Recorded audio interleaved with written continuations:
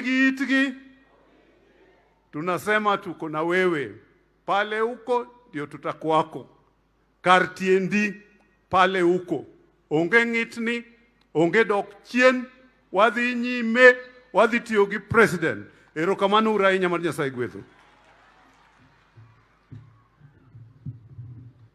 Joma nigi umgi bendo ng'we. Erokamano. Let me now take this opportunity to invite Honorable David Ochieng to make some brief remarks. MP for Ugenya.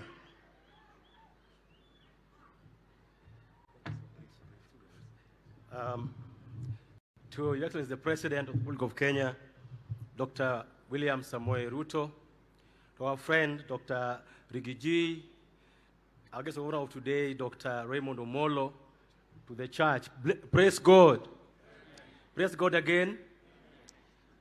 Mr. President, we are here to thank you so much for believing in the young Dr. Raymond Omolo. A young man who is so cool, burns with commitment and focus of the lesser on the inside. Thank you so much for giving him a chance to serve you. We know that he will not let you down. To the church, we thank you so much for the sermon that has reached home very well. Mr. President, this is not an election period, so I'll not do politics. But because your government will run, my job this afternoon will be to remind us of some of the things that you're doing that will be able to change our lives. In the last 6 months alone, Mr. President, you appointed 35,000 teachers. This month, you have advertised position for 20,000 teachers. In less than a year, you'll have done 55,000 teachers. Less than a year.